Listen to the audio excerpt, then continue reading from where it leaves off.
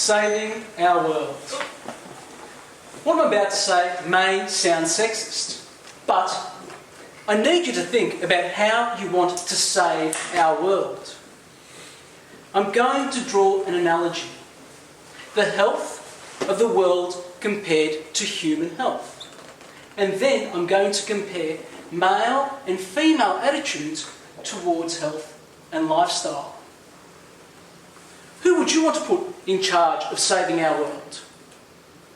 According to a national health survey, women are 3 times more likely than men to visit a doctor on a regular basis. My loving wife continues to tell me that female health is far more attended to what the male counterparts. As women listen to their bodies and feel their rhythm. That means we could reasonably say we would like our world to be looked after the same way that female health is looked after. I can speak with some authority about male health.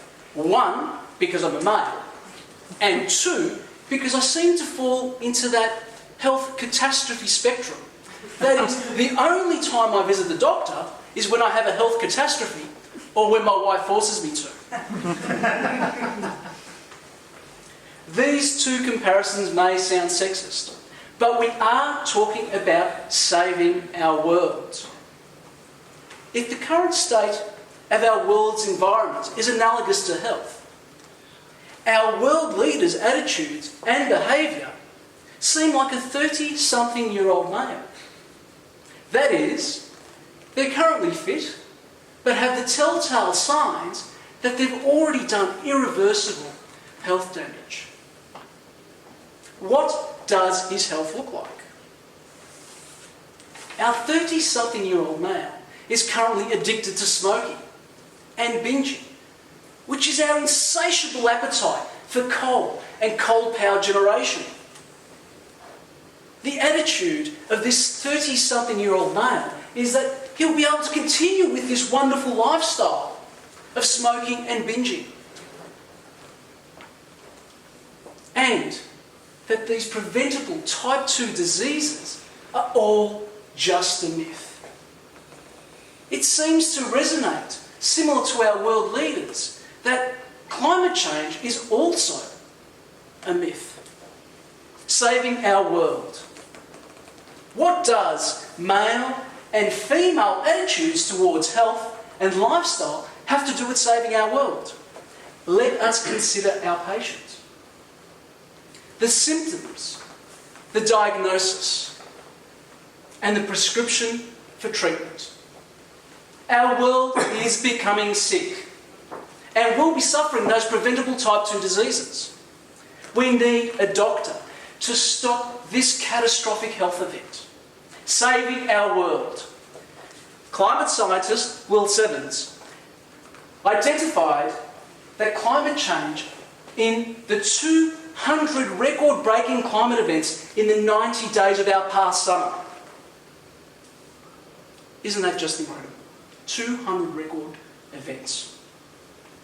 What is the big deal about these emissions, these greenhouse gases? We've been producing carbon dioxide for hundreds of thousands of years. What is the problem now? The problem is our current reliance on stored carbon to produce energy such as electricity. That is, we burn stored carbon such as coal and oil-derived products such as diesel and petrol to produce energy at the highest rate in any time in history. What is the matter with carbon dioxide?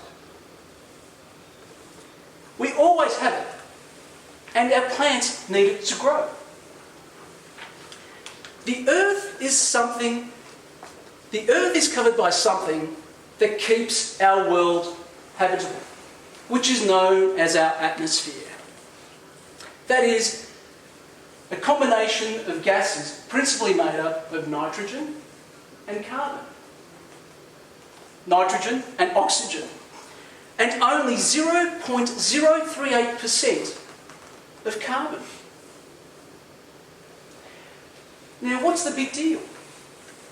As we continue to increase carbon dioxide in our atmosphere, we're effectively bottling up the sun's energy in our atmosphere, effectively creating climate change. What are we going to do to save our world? What are the treatments for our ailing patient? We've heard about the Kyoto Protocol, the Doha Amendment, and the Paris Agreement. The Kyoto Protocol is an international treaty of member countries to be able to reduce their carbon footprint, their carbon emissions, to a level that would prevent further damage to our atmosphere, based on the scientific consensus that global warming is occurring. It is extremely likely that human-made carbon dioxide have predominantly caused it. Australia has committed to the Kyoto Protocol. For the periods 2008 to 2012, we have committed to reducing our carbon emissions from 1990 to 108% for that period.